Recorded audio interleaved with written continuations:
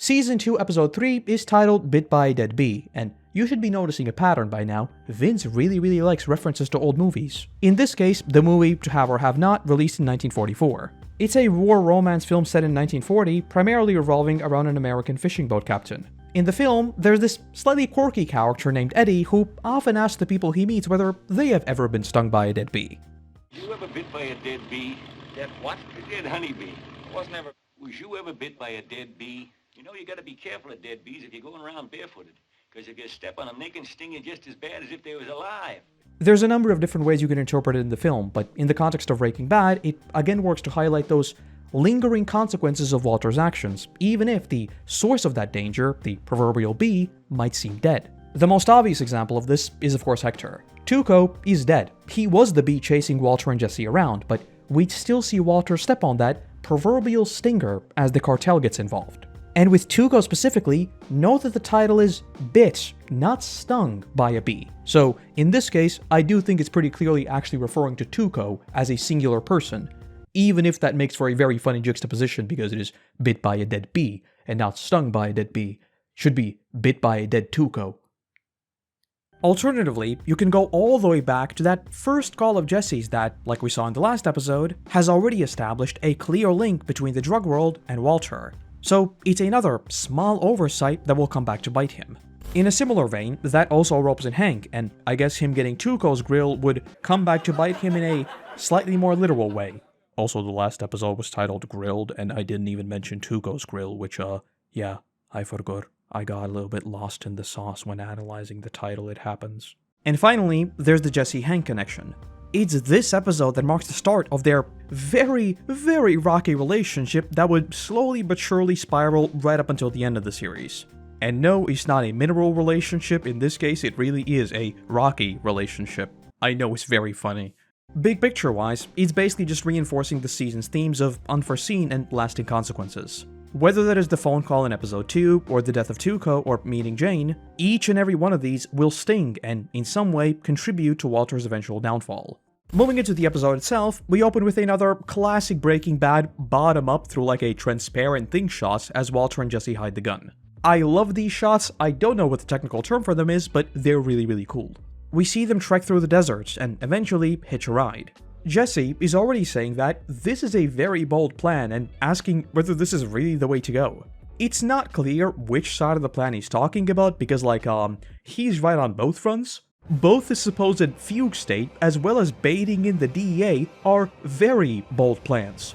To be fair to old Waltberger, he did come up with this while coming off an adrenaline rush and being grilled in the desert sun, so it's kind of a miracle any of this even made sense. I think if you put me in this situation, I would definitely be more on the side of Sokka with cactus juice than Light Yagami planning her own defeat to actually get back at the DEA. It's kind of a crazy plan when you think about it. But that then takes us to easily one of the most cursed scenes in Breaking Bad. Walter's very forbidden shopping trip. Because this is overanalyzing, I of course wanted to see just how forbidden it actually is, because this is indecent exposure. This is Walter knowingly and publicly committing a crime. He would of course have his whole fugue state excuse, but that excuse wouldn't really have any kind of concrete medical backing. So realistically, he would still probably have to pay a fine of at least some kind because it is still a misdemeanor. And on top of that, there's the whole psychiatrist stuff. It does get quite complicated with the whole confidentiality and everything, which we'll talk about later, but because Walter didn't have any kind of concrete medical backing for his quote-unquote fugue states, that entire thing of how much would actually be excused versus how much he would still have to pay is very complicated. Like, take it from me, I know I have an autoimmune condition, but whenever I tell my doctor that I feel like my dosage should be up because I feel exhausted every single day, if my blood test doesn't show anything, that's the end of the conversation. So with Walter's whole fugue state, it's very hard to say realistically how much anyone would actually buy into this because his tests literally show nothing being wrong. But okay, put a pin in that for now, we'll talk about this with the psychiatrist stuff. Roll intro.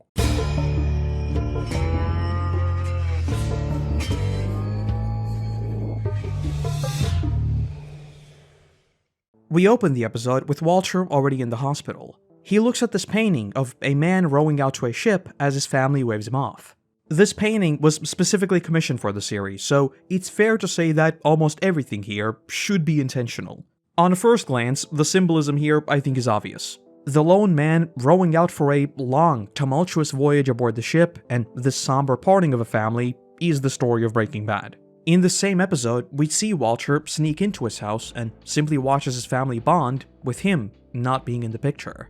And later when he returns home and does his whole, "oh, it feels so good to be back," that bond, it's very different. Both in terms of his cancer diagnosis and what would become of his family, as well as with his descendants into the drug world, the parting man is very clearly Walter. Or, at least, that's the way he imagines himself. He imagined this beautiful parting as he alone ventures out to the dangerous open seas. But we would see this same exact painting appear in Season 5, Episode 8. Where do you suppose these come from? I've seen this one before. I wonder. Firstly, Walter is dealing with literal neo. So, if you wanted to depict the alienation of a straight-laced high school chemistry teacher, I would say that's probably one of the most extreme things you can jump to. And that's not even talking about the fact that this is his own plan of assassinating all the prisoners. It's an absolutely monstrous act, and his daydreaming about the painting carries a much more chilling tone. It's almost as if the sight was now foreign to him. He feels like he knows it, but he no longer recognizes it, and so he just asks, where do you suppose these come from? Are they all in some giant warehouse someplace? It's a almost mechanical response to what should be emotional. This is art, but the first thing he asks is, which warehouse do they keep this in? But secondly, it's also the same episode where Walt and Skyler would visit the locker room of all his money, and the simple question of, is this enough, becomes ever more poignant. With every single dollar bill, Walter keeps rowing deeper and deeper into those uncertain waters ahead. Yet even so, he keeps rowing. Even having more than enough, he leaves the stability of a loving family, and he wants to venture out to wherever the seas will take him. And if you want to overanalyze like to the maximum, you could even think of potential parallels to the people waving him goodbye. The two on the left holding onto each other could be seen as Skyler and Walt Jr., while the little one could be Holly, who was simply too young to ever get attached, and so she just simply stands there. Then again, their house never had a dog. Unless maybe you consider Jesse their house dog or something, but that's kinda messed up, so I think I'm reading into this a little bit too much. But to immediately juxtapose this, they have a whole emotional reunion. Yes, son, I know who you are. Come here. Give old man a hug. It really is like he has come back from some long journey, which, to be fair, I guess he kinda has. He did literally almost get shot, but still, most of this is just a play. Uncle Hank, he was in a shootout? Uncle Hank wasted him. Oh my God, is he alright? And that right there is Walter's little cold shower moment, because he obviously knows exactly what's being talked about. But the thing is, remember that they assumed that Tuco's cousins were on their way too. So hearing that Hank was in a shootout definitely must have tickled some nerves. Naked. He was naked. Maria's popped in to see Hank, and we see some photos from, presumably, the drug bust at Tuco's place. We'd see this again later in the episode, but there's a bunch of details about last known locations and whatnot that could be links to Walter's Blue Crystal or maybe some other Tuco mission. Who knows? Big picture-wise though, it's just another case of Hank having this massive board of connections and loose ends, but even with Walter's robbery caught right there on video, he doesn't have the faintest clue that the person responsible for this is right there in plain sight.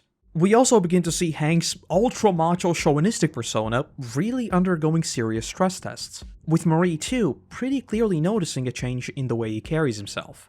He's indestructible, you know that. Throughout the season, we'd see the weight of all of this begin to weigh on Hank very heavily, and while he might be extremely resilient, just like everyone else in the series, he is by no means perfect or indestructible. There's a great deleted scene of Hank cleaning and loading his gun in this quiet, dimly lit room, which I think very neatly encapsulates the headspace he is currently in. The stark juxtaposition between the always laughing and borderline shouting Hank to this almost eerily silent room and the gun hint at the trauma and the anxiety that lurks just beneath the surface. That stained bullet he holds up is a reminder of how blurry the line between death and life is for an agent like him. It really marks the beginnings of his post-traumatic stress that we see throughout the season. I think it was probably cut just because it feels a little bit too in your face with how Breaking Bad usually does characterization, but I still think it's really cool. Flashback. Walter with the M4. What I ascertained to be an M16 assault rifle. Thank you, Hank. I'm a gamer. They will always be M4s to me. I don't know the details. I know one is longer, the other is shorter. One's like a combat rifle, but thank you, Hank. Jesse's involvement is of course also mentioned here, which then nicely leads us to the return of Badger. Also, quick side notes, this is another one of those times where the real world bled into the show. Throughout Season 2, there was a bunch of weirdness with Jesse's house being sold IRL, so they had to move around locations and reconstruct some of the sets, yada yada, so some of the things we see with Jesse are almost certainly affected by that. The details around it are kinda murky, but just know that the whole renovation and Jesse moving away is likely an outcome of that. Vince Gilligan has repeatedly said that a lot of the things we actually see on screen really are just filmmaking happy accidents. Things happen in the real world, they incorporate that in the story, and sometimes it works even better than what might have been originally planned. That's just the beauty of making TV, and I think making art in general. You are Willy Wonka and I got the golden ticket! Very astute observation, Badger, but you've got the wrong guy. WW. Willy Wonka. Jesse is just scrambling to get all of this out of here because, again, the plan involves literally getting arrested, aka everything might be getting searched at any moment, and if they find this, well, he's cooked. We also see Badger finally confront him about being left in the desert in Season 1, which, fair point, but Jesse could have countered with, and you almost shot me with a goddamn crossbow. As a third-party observer, I would say that evens things out. I also really like the detail of Jesse explaining the entire P2P method to Badger. If you look at his behavior, both in this wild frenzy of running around, grabbing Badger by the jacket, and generally stressing out, as well as now all of this chemistry talk, slowly but surely, he is becoming more and more like Walter. $1,000. Come on, where are you towing it, man? Ain't the miles, it's the cargo. This is also where we're introduced to Badger's cousin Clovis. He is one of those interesting characters who sort of exist both as an antagonistical force while still offering a crucial lifeline to Jesse. He only ever appears in like 4 episodes, so he's definitely not any kind of major player, but I think this entire RV and then losing house escapade would come together for a very strong B-plot with Jesse. In the same episode, we see that Jesse really has no one else to turn to. And on the other side, we would have Walter describing the meth business as almost the one stable things in their lives. So, with Jesse, we see these things come together, and what you have is a very, very sad picture of him really having nothing else except this very illegal business. More on that soon TM though. As we return to the hospital, we get the scene of Walt Jr. just standing by the door alone. Let's be real here, this is literally just an establishing shot, but I think it also neatly encapsulates his story throughout the season. This fugue state and Walter being out of the house will be the first real moments of them truly being on their own. He has to grow up very fast to fill in the space left behind by Walter. So throughout the season, we'll see this yo-yoing of Walt Jr. becoming more and more independent, only to suddenly become super close with Walter all over again. And that would be doubly true for when Walter and Skylar begin to separate. He already feels like he is losing Walter, so he kind of wants to hold on to him, but at the same time, he wants to be more independent. It's a really interesting point for his character, and we see plenty more of this throughout the season. Walter's doctor confirms that the MRI shows no changes to the brain, and his blood panel is perfectly fine. AKA, there is no explanation for basically anything, because, well, there isn't. Walter tries saying, oh, what if it's the side effects from all the pills I'm taking and whatnot, but clearly he too knows that it's a flimsy explanation. He is very much a science man himself. He knows how absurd this must sound. Then again, to the normal world, Walter is just a quiet chemistry teacher who tragically got cancer. So naturally, no one even considers any kind of foul play and agree to just double check all the meds he's on. Again, realistically, I think if something like this were to happen, you would be going through like dozens and dozens and dozens of tests because this is potentially extremely dangerous. Though they all then jump to him being stressed, something he really can't wiggle out of at all, and right after that, he is hit with the Actually, I think our next move is to schedule a psychiatric evaluation. For Walter, this is very much a, well, if it isn't the consequences of my actions. Like seriously, I am more surprised that he wasn't put through like a whole rigmarole of cognitive tests and whatnot. A dude just randomly blanking out and disappearing for days on end is potentially a massive public risk. This time, he showed up naked in a supermarket. Bad, but at least no one got hurt. But just like the psychiatrist would ask, what if next time that happens when he's driving? What if next time he sees a bus full of people but no driver and suddenly decides that he is the bus driver?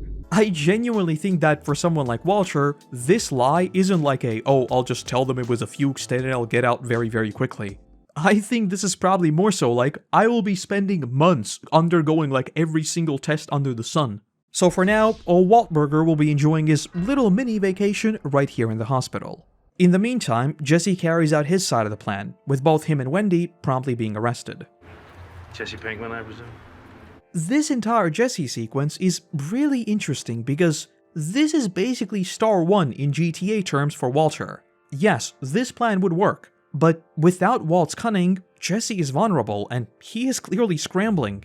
Not only that, this is our first real showcase of what running from the drug world actually looks like. Throughout Season 1, yeah, they dealt with hiding the evidence and whatnot, but really, the only threat was Crazy 8 and the rest of the drug world. Now, on the other hand, we are seeing Jesse personally grilled by Tuco and right on the heels of that, the DEA. Both sides are just as dangerous and they must now somehow exist in just the right place not to catch the attention of either one. Except in their case, they have already caught the attention of both. The cartel and the DEA are now on their tails. And what complicates matters further is that Hank sees right through Jesse. He basically tells him that Jesse is too big of a clown to actually take on Tuco. And so Jesse becomes something arguably even more dangerous than just a bad guy. He largely becomes bait, something that would come back to bite Walter time and time again. For someone like Hank, it makes sense to let Jesse go and then just follow him around to really get to the real guy. Obviously that would take a very long while, but eventually that's exactly what we see. Also, this marks like the, like 5th time of Walter and Jesse making bank, only to immediately either spend it all on new equipment, spend it trying to cover up past crimes, or just straight up losing it. Literally 2 episodes ago, they spent it all on buying new equipment for the methylamine recipe. This time though, is just falling right into the laps of the DEA. So yeah, 10 episodes into this drug business, we are literally in the same spot we started in. There's no money. Also, obligatory colors mention, note how Jesse is in 100% black, while both Hank and Gomez are in yellow. Black in the series is used as a symbol of death, power, and darkness, but also secrecy and corruption. Jesse is currently tied up in both death and layers of secrecy. So that very much tracks. The yellow of Gomez and Hank, on the other hand, are there to remind Jesse of the suffering that has been brought upon by the meth. In just a few scenes, despite losing basically all of his money, we would still see Jesse ask, why would we need the RV and are they really going to cook again? He knows that it will bring nothing more but suffering to his life. It's literally right there staring him in the face. But that corruption of all black has already consumed him. Bravo, Vince. Oh yeah, and the bag being red is also Bravo Vince, because yeah, it is Jesse's red, but it's also blood red, because blood money. As in illegally obtained money, as in money that involves killing people, blood money. Meanwhile, in Wendy's interrogation, perhaps the single most unexpected Chekhov's gun that shouldn't have even been a Chekhov's gun goes off. I know you. You're the one in the black truck. You wanted me to do that kid. Flashback. Wendy. Wendy, huh? You got something you want to ask Wendy? No, not really. This is funny and everything, but it gets even funnier if you actually follow the connections here for a little bit. This whole Walt Jr. scared straight thing happened as a misunderstanding around Walter supposedly using pot. That then established the link between Walter and Jesse. And now Jesse and Wendy end up being somehow connected to Tuco. But Hank knows that it's not actually Jesse. And Walter's school happens to be the one to have cooking supplies yoinked. And there's a duo who just stole methylamine, and now Walter randomly disappeared at the same time as Jesse was with Tuco. It's funny that, isn't it? Very funny, quinky dinks. But that then takes us to one of my personal favorite sequences in all of Season 2, Walter's conversation with the psychiatrist. Right off the bat, note how Walter, again, lingers on the painting. Even now that the Tuco stuff is done, with this whole fugue state lie, he is already locked in this hospital room away from his family. And so, again, the only thing he can do is dwell on that painting and wonder how his lies got him here. A fugue state is a very serious event. This is where I want to loop back to that overanalysis of the actual consequences of this lie. If it were to be found out, lying about this fugue states would obviously make the whole indecent exposure charge, like, way harsher. But as they briefly talk about, there is doctor-patient privilege which legally binds a caretaker to not discuss anything that patients might have said. And so, based on that, Walter chooses to spill the beans on basically everything. Well, I guess not actually everything, because he's still lying about like 50% of what he's actually saying, but like everything for now. You get what I mean. Thing is, and yes, obviously this is a TV show, I know why they didn't have him like do a whole monologue of what is legal and what isn't, but while the psychiatrist says that the only exception to that confidentiality is if Walter was going to hurt someone, that's not exactly true. Big surprise, this is legal stuff, so yes, it does get very complicated and it does depend country to country, but generally speaking, it's not just one exception, there are even a number of mandatory reporting issues, all of which obviously happen without the patient's consent. Everything involving children obviously gets an instant pass and must be reported. Carrying infectious diseases is also grounds for breaking confidentiality, as that's a public risk. If the caretaker deems a credible threat to self or others, confidentiality can also be broken. And I'm sure there's like a dozen other scenarios, but point is, there was a chance that this entire fugue state lie is deemed to be out there enough to warrant intervention. The series of course plays it off as this super dramatic event, which is peak and we'll talk about that. But something tells me that this kind of story in the real world would get a whole lot more weird looks than we see in the show. Disappearing and lying about it? Yeah, like seriously, who cares? Deliberately getting naked, walking in a public store that might have children, and then feigning some kind of amnesia? Yeah bro, we need this looked at. This is not a normal thing to do. This is not even a normal kind of lie. Who comes up with this? This goes like way beyond compulsive lying, like if he can come up with this, what else does he come up with? That being said, this is behavioral, so all further examination would more than likely be done by the same psychiatrist and would almost certainly remain confidential. Unless, again, it is deemed that he is a credible threat to others, which, I mean, I guess you could theoretically say, but I doubt it would happen. So, all in all, it is still a smartish plan that clearly worked, but at the end of the day, it is still a huge gamble. Especially if someone wanted to start looking into his medical records, which obviously show nothing. But okay, getting back on track. What did you feel you had to run from? I am an extremely overqualified high school chemistry teacher. I have watched all of my colleagues and friends surpass me in every way imaginable, and when I can work, I make $43,700 per year. My wife is 7 months pregnant with a baby we didn't intend. My 15-year-old son has cerebral palsy. Within 18 months, I will be dead. And you ask why I ran? This is one of those scenes that gives you some wild whiplash, because, yeah, that's a lot. More and more, we are beginning to see Walter willingly digging himself an even deeper hole. And we see that it is his actions that cause a lot of this pain.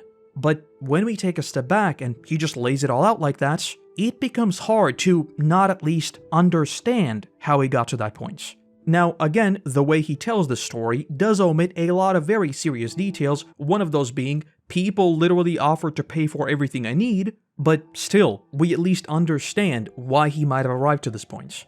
In his mind, it really is a doomed if you do, doomed if you don't kind of situation.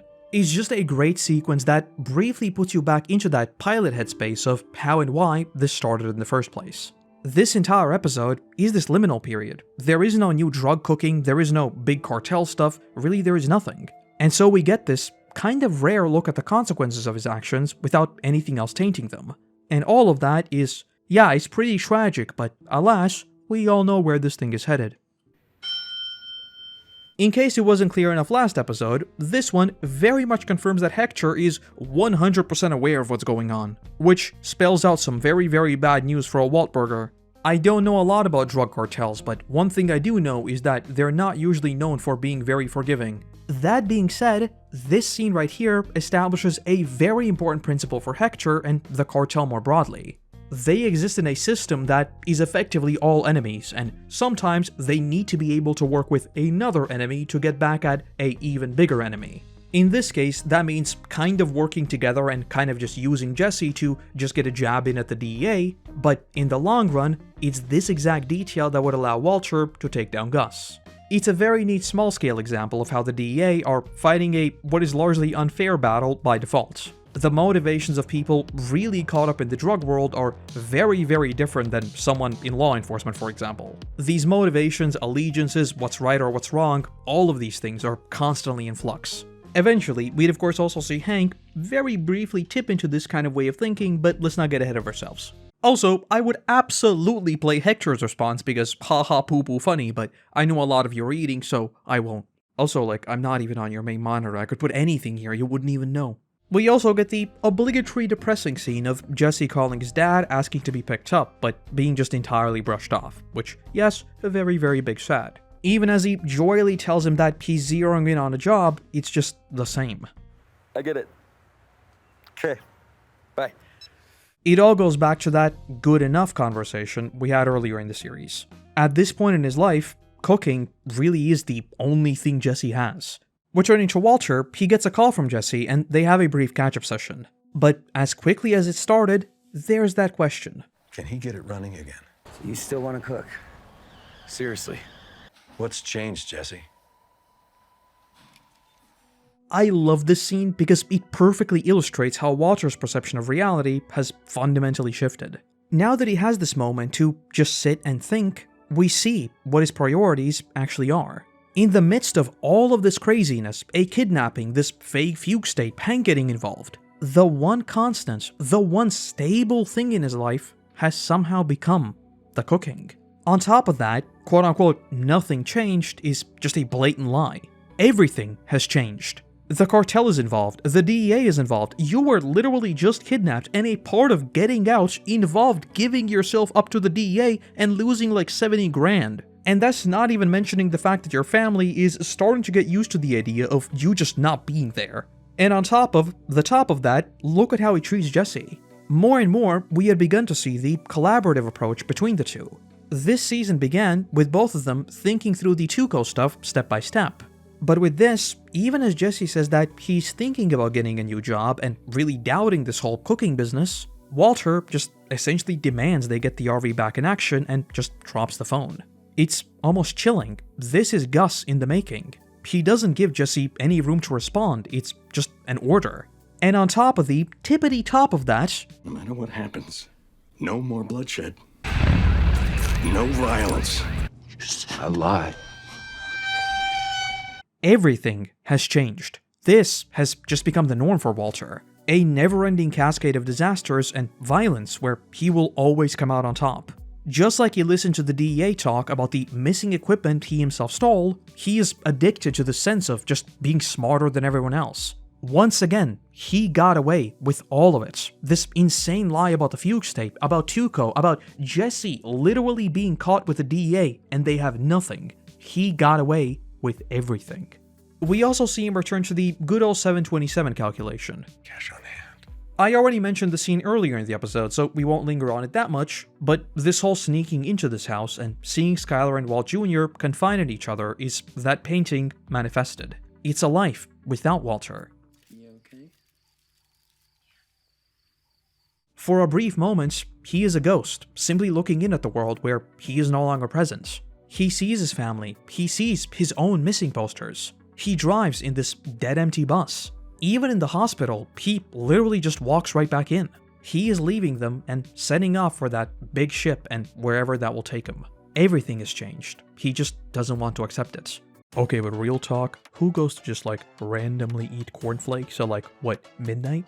I always thought the thing of waking up at 2 a.m. and going for a snack was a meme. Do people really do this? How do you just wake up and are suddenly hungry for a snack and then just go back to bed? What? Also, apparently the whole IV thing is extremely wrong, but I hate needles, I don't want to look at it, so I guess we'll never know. Lab says it got cooked P2P style. Lab said that blue mess the purest they've seen. Hank is clearly becoming obsessed with pursuing Heisenberg, so this is just one of those small sequences to later set up the whole thing of him not answering his phone, driving around alone, just looking for links to Heisenberg and all that. He knows that it's all somehow connected, and not seeing that obvious connection is just driving him insane. Look at that! He is given this cake and Tuco's grill as gifts, and they throw this whole party. Tuco's grill will become a whole plot device in and of itself, and will be another way to show that this whole persona is all just a cover. He puts on this chauvinistic face, but none of this is real.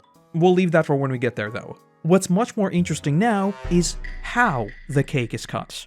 Almost certainly overanalyzing, but like, at the same time, they're literally cutting it from the middle, and that just so happens to be his torso and his legs. Why would you cut the cake from the middle? So, considering all of this is tied up with the cartel story, it does look like low-key foreshadowing to him getting paralyzed from the whole cousin battle. Probably not, but maybe. No, the nurse said you have to stay hydrated. Dad, drink it. The really interesting stuff happens as Hank arrives. Right off the bat, he gets cagey about the whole Tuco shootout for all the reasons we just talked about.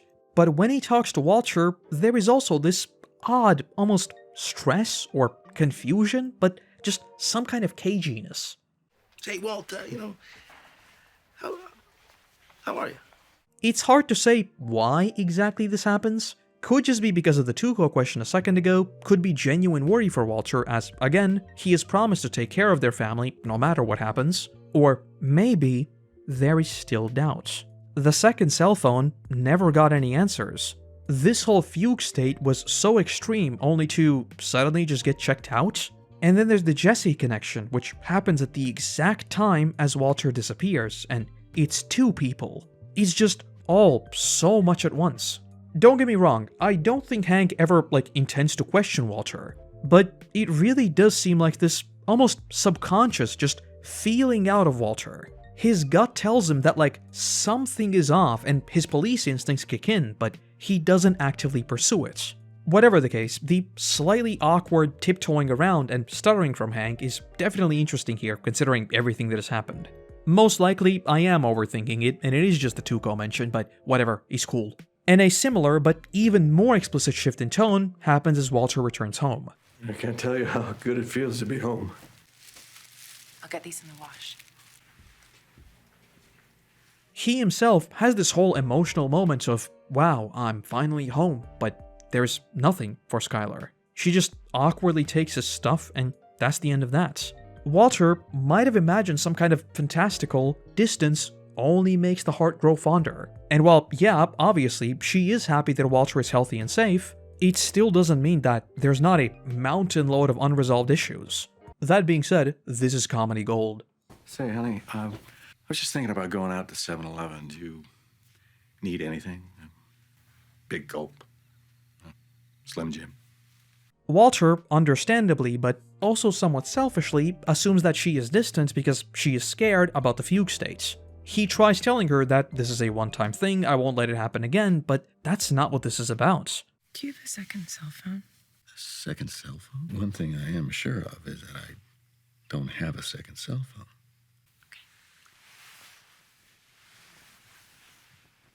This is the first concrete time where Skylar sets her boundaries and pushes Walter away. For the first time, there is no leeway of understanding and no more begging for answers. If he's not talking, she won't either. They'll continue to play house for the sake of the children, but to say that nothing has changed and he can just fix it all? No. That ship has long sailed, and Walter is the one who knowingly got on board. And with that, that is Bit by Dead Bee. I don't know what it is with YouTube and breaking the fourth wall with me, because I have been in a fugue state trying to get this video done. I have a bunch of appointments this week, so I'm recording this way in advance, but I'm going to date myself because I need to stick to this deadline. Should be a Saturday when this comes out. If it's not a Saturday, well then I'm late. I hope it's a Saturday. That aside though, these next couple of episodes are beautiful character pieces, especially with Jesse, and I can't wait to talk about it. Jesse's story throughout Season 2 is easily one of my favorite things of Breaking Bad, so we'll be spending a lot of time talking about old Jesse.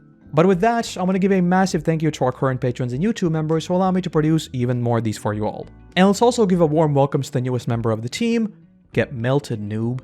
Very good name. Without you, there'd be a whole lot less of my rambling, so seriously, thank you, thank you.